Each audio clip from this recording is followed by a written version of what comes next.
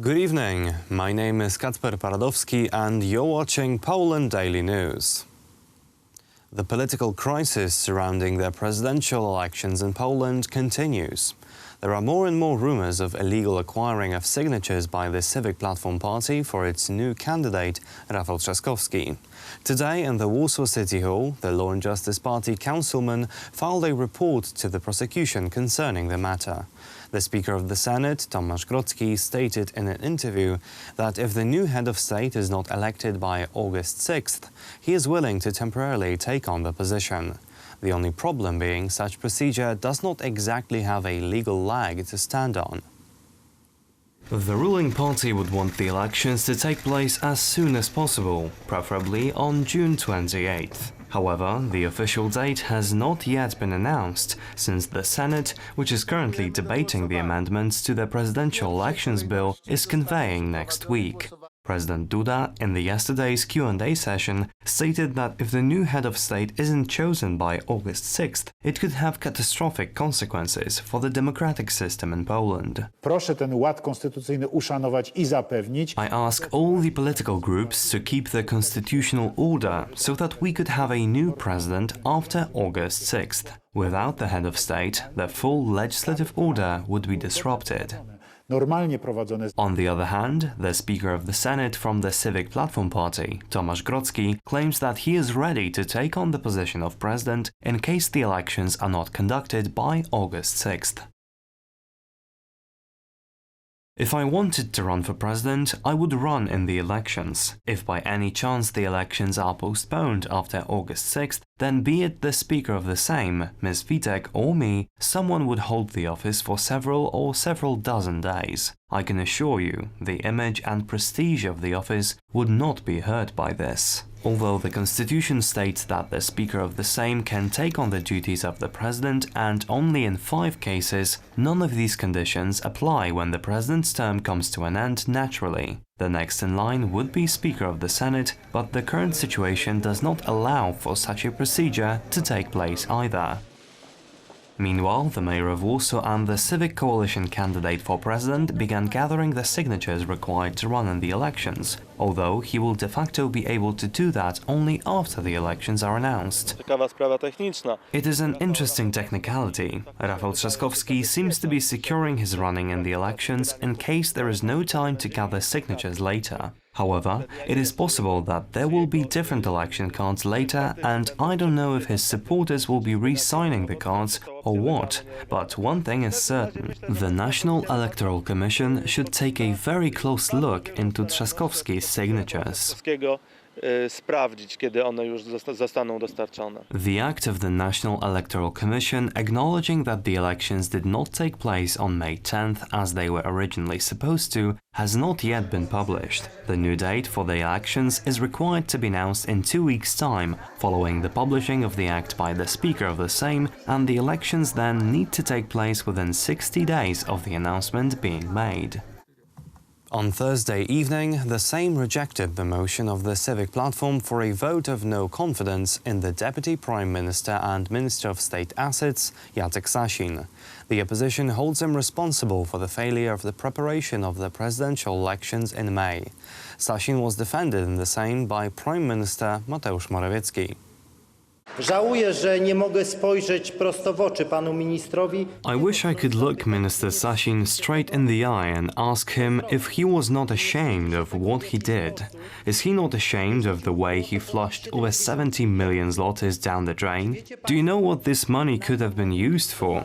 It's a minimum wage for over 26,000 people who lost their jobs. It's furlough for over 33,000 employees. That's 138,000 coronavirus tests for healthcare and education workers. That's 850 respirators that could be used in Polish hospitals. That is over 1,600,000 masks, at the inflated price from a colleague of Mr. Szumowski, that is, because at a normal price, that would be 17 million masks.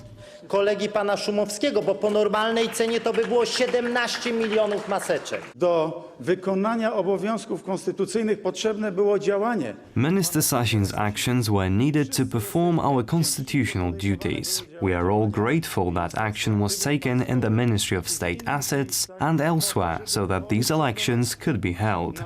But it was your great fear of a giant failure that led your Speaker of the Senate to use any evasive measures to prevent the elections from taking place. For this reason, we, in a constructive way, proposed a new solution. What is happening today?